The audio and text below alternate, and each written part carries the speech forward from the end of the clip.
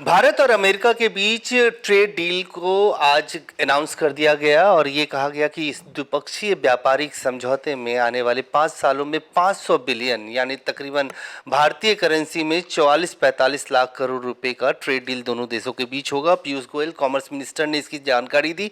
हमारे साथ बातचीत करने के लिए गुरदीप सिंह सप्पल साहब हैं, कांग्रेस पार्टी के वरिष्ठ नेता। सरकार तो ये कह रही है कि बहुत विन विन सिचुएशन है, 500 बिलियन का जो है व्यापारिक समझौता हुआ है। कांग्रेस पार्टी क्यों आलोचना कर रही है?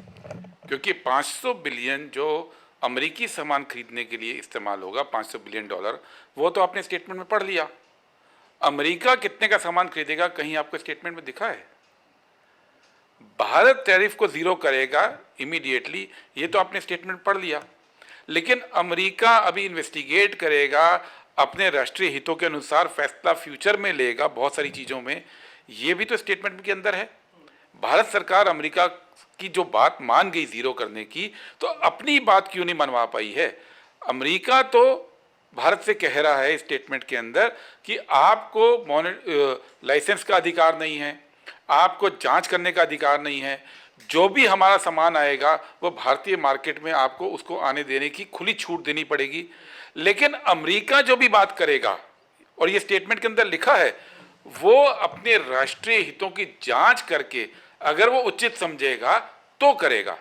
यानी अमेरिका तो राष्ट्रीय हित की बात करेगा और भारत बिना शर्त अमेरिका को रास्ता देगा भारत की मंडी का, भारत के बाजार का, और पूरे बाजार को अमेरिकी सामान से जीरो कस्टम ड्यूटी पे, जीरो लाइसेंस पे और जीरो टेस्टिंग पे पार्ट देने की साजिश आज हुई है।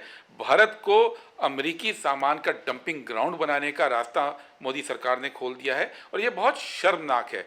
और साथ ही पहली बार भारत के किसी एग्रीमेंट के अंदर और उसके साथ जुड़े दूसरे दस्तावेज जो व्हाइट हाउस से जारी हुआ है, उसके अंदर भारत सरकार ने मान लिया कि अमेरिका भारत के ऊपर निगरानी रखेगा। अमेरिका आज तक सुनते आए थे कि जो कमज़ोर मुल्क थे दुनिया के, उनकी निगरानी करता था, उनको डायरेक्ट करता था कि आपकी पॉलिसी कैसी होगी। लेकिन पहली बार मोदी सरकार ने शर्त मान ली है कि अमेरिका भारत के ऊपर निगरानी रखेगा। अमेरिका ये तय करेगा कि भारत रूस से तेल खरीद रहा है नहीं खरीद रहा है, उस रूस से जो रूस अभी हाल में ऑपरेशन सिंदूर में भारत के साथ खड़ा रहा। तो अमेरिका के इशारे पर अपने दोस्त की कुर्बानी देने वाली सरकार ने आज अमेरिका के आगे सरेंडर कर दिया। मोदी सरकार ने आज सरेंडर कर दिया।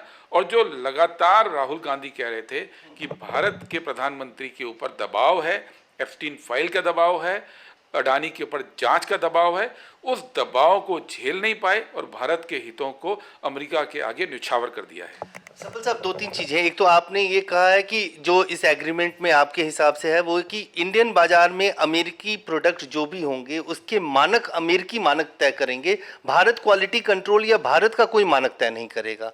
दूसरा, अगर रूस के साथ भारत तेल खरीदता है प्रत्यक्ष या अप्रत्यक्ष तौर पे, तो उसकी निगरानी करेगा अमेरिका। जी, अगर आप स्टेटमेंट का पैरा 6 देखेंगे, पैरा 6 में स्पष्ट लिखा है कि अमेरिका के अंदर जो भी मानक तय होंगे वो भारत के ऊपर खुद ब खुद अप्लाई होंगे।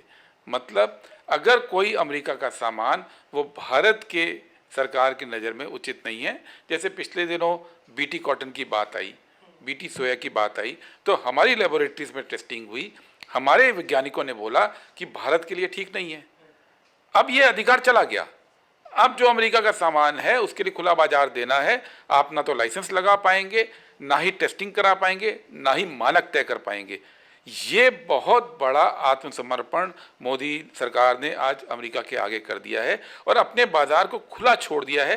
सामान अमेरिका का होगा, शर्तें अमेरिका की होंगी, क्वालिटी अमेरिका तय करेगा और डंपिंग ग्राउंड भारत होगा। और दूसरी तरफ जो रशिया के तेल की बात है, रशिया का तेल भारत को बहुत सस्ते में मिल रहा था, अब वो तेल बंद करना पड़ेगा।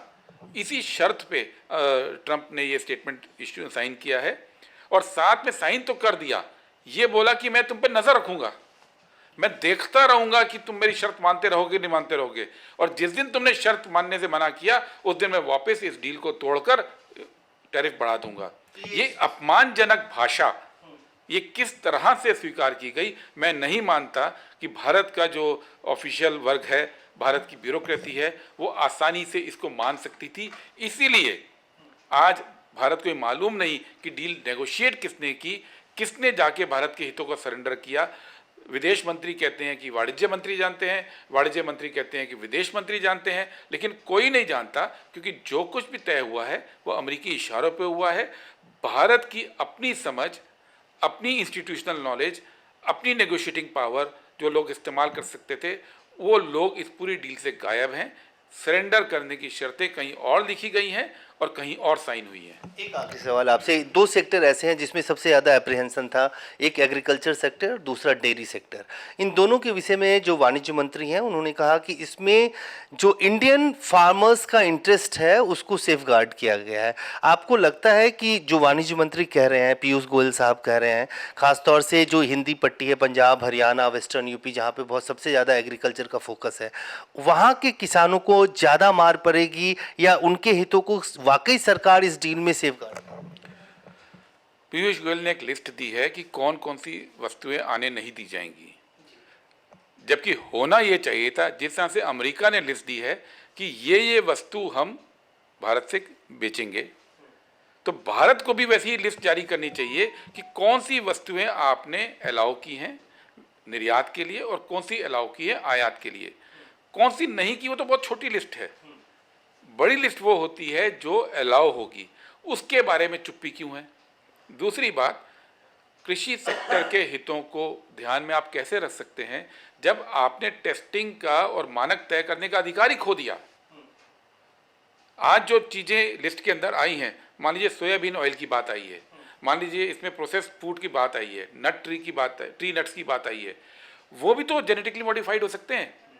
अब भारत का उसमें कोई कंट्रोल नहीं होगा, वो आने दिया जाएगा, उसका भारतीय खेती पर आगे क्या असर पड़ेगा, क्या उसके इम्पैक्ट होंगे, इसके बारे में अब भारत बात ही नहीं कर सकता। और ये जो बातें हैं ये ऐसी चीज़ें हैं जो मोदी सरकार ने चुपचाप सरेंडर कर दिया। पिछले 40 साल से अमेरिका का दबाव था कि भारत में जो आयात की खुली छूट वो मांग रहा था कृषि सेक्टर से जुड़े उत्पादों की। 40 साल से सरकारें बिना दबाव में आए तनकर खड़ी थी, अमेरिका के आगे झुक नहीं रही थी।